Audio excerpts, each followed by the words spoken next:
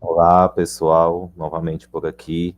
A aula de hoje, na Web Revisão, a gente vai fazer uma discussão referente às unidades do conteúdo 1 e conteúdo 2, né?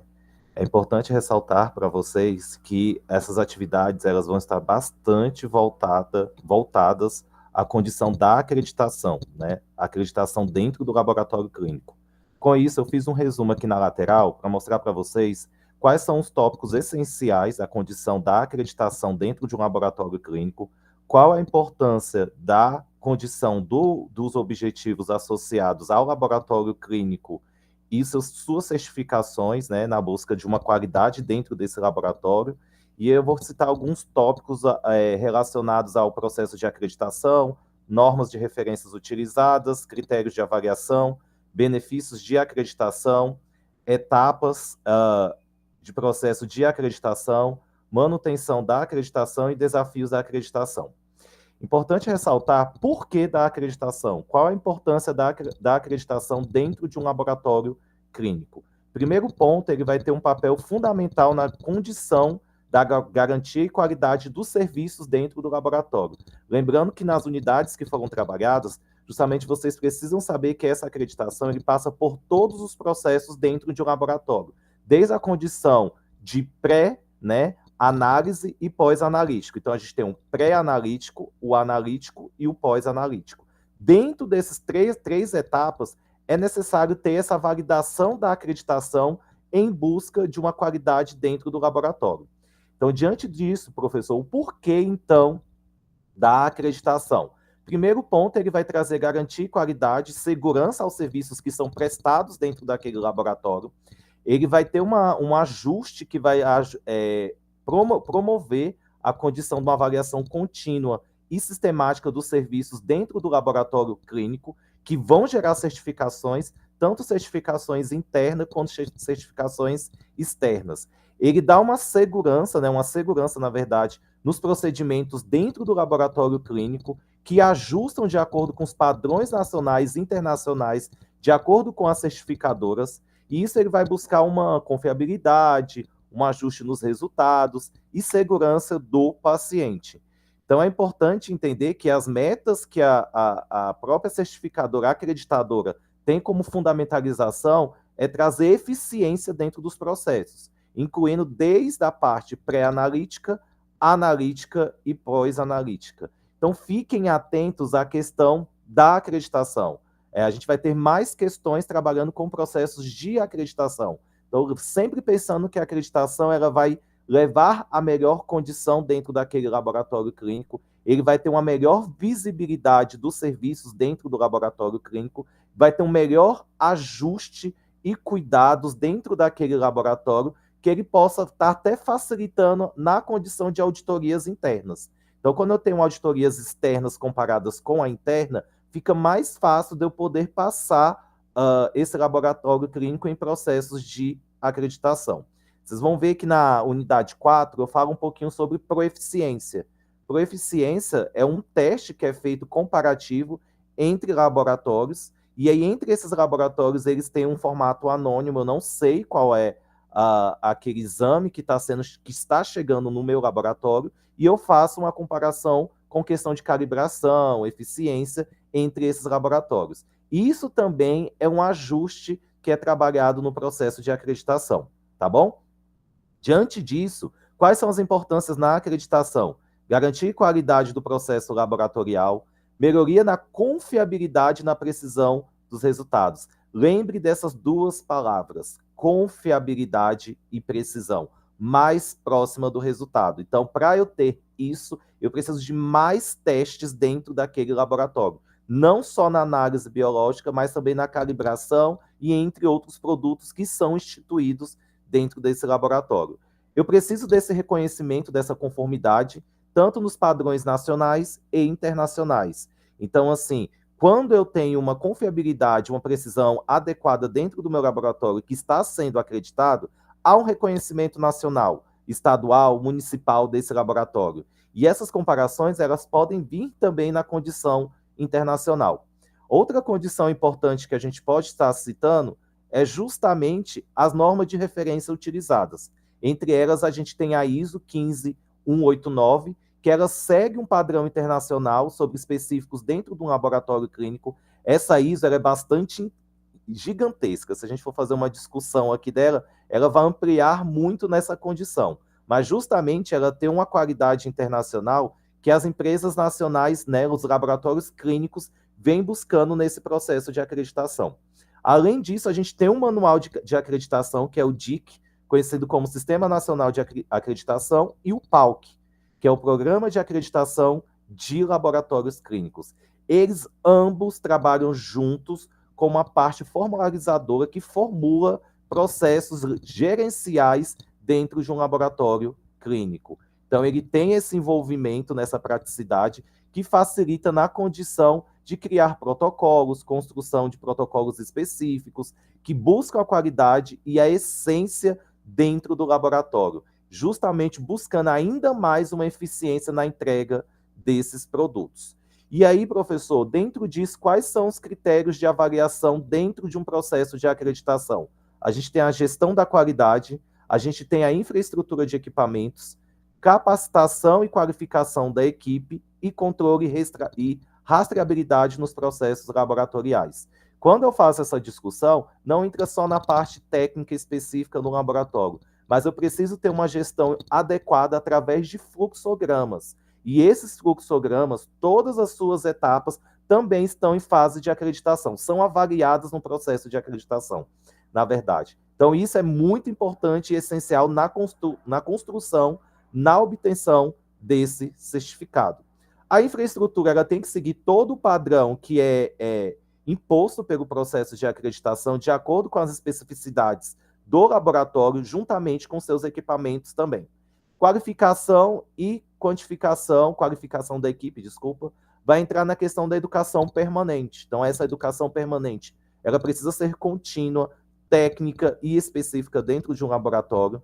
A gente precisa também um controle e uma rastreabilidade dos processos laboratoriais, desde a construção de um protocolo para um determinado procedimento até o ponto de uso de materiais, de maquinários dentro desse laboratório. E aí, quando eu tenho todo esse ajuste, que ele entra de forma positiva na acreditação, que ele tem uma sensibilidade, que ele está mais próximo do resultado, que é positivo para a acreditação, aí se vem os benefícios. E esses benefícios, ele vem em várias práticas bem pontuais. Primeira condição é a melhoria na eficiência operacional. Eu consigo ter uma operação mais eficiente dentro do laboratório quando eu sigo as práticas de acreditação. Diante desse exposto, eu consigo ter uma menor condição de erros e, novamente, ter retrabalhos dentro do laboratório. Eu consigo ter uma maior confiança da parte dos clientes e dos stakeholders, né, esses que contratam o laboratório para a produção de matérias, e ou entrega de insumos ou parte de gestão também. E eu tenho um aumento de competitividade dentro do mercado. Então, os benefícios da acreditação, eles têm esses 4 pontos focais, mas vai muito além disso. Eu consigo ter um ajuste ideal dentro do meu ambiente de trabalho, eu consigo ter uma regulação de protocolos, eu consigo ter um ajuste nos POP, nos planos operacionais padrões, de acordo observando os erros, eu consigo avaliar os indicadores dentro do laboratório, eu consigo ver as menções possíveis e avaliar os objetivos possíveis para questões futuras dentro do laboratório com o processo de acreditação. Ok? Essas etapas, quando eu cito no processo de acreditação, ele traz uma autoavaliação. Então, eu consigo buscar melhorias dentro desse laboratório. Novamente citado anterior, a condição de buscar esses erros contidos na construção, no processo de acreditação. Professor, mas a empresa, o laboratório clínico, ele pode criar uma acreditação interna? É ideal, essencial e importante. No final, ele deve fazer isso. Isso a gente pode estar chamando uma auditoria. Mesmo que não haja uma certificação, eu consigo avaliar minhas atividades dentro desse laboratório. Então, é altamente essencial essa construção. Ela é necessária, tá bom? E aí, são essas auditorias. Auditoria interna dentro do laboratório clínico e a externa. Essa externa, a gente pode estar fazendo um processo que é um ajuste de acordo com as condições de outros laboratórios que tem a mesma linha de pesquisa daquele laboratório. Então, na unidade 4, vocês vão ouvir falar sobre o teste de proeficiência. Unidade 3, desculpa.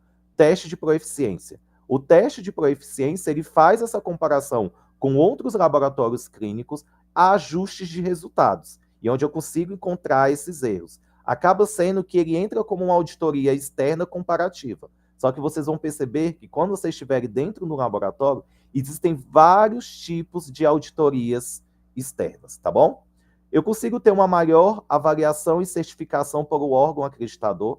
Então, quando eu começo a discutir sobre auditorias dentro do laboratório, consigo fazer essa discussão, melhor serão as atividades impostas ali dentro, tá?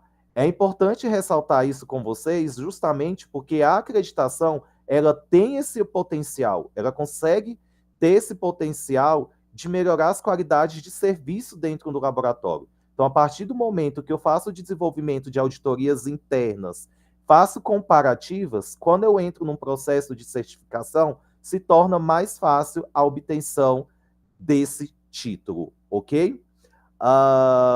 Outra condição é como ter essa manutenção dentro do processo de acreditação. Então, o laboratório clínico ele já passou por essa certificação, ele já é acreditado, e como eu consigo fazer essa manutenção? Essa manutenção eu consigo fazer através de auditorias periódicas, contínuas, que pode ter formato mensal, semestral, quinzenal, isso vai depender da condição.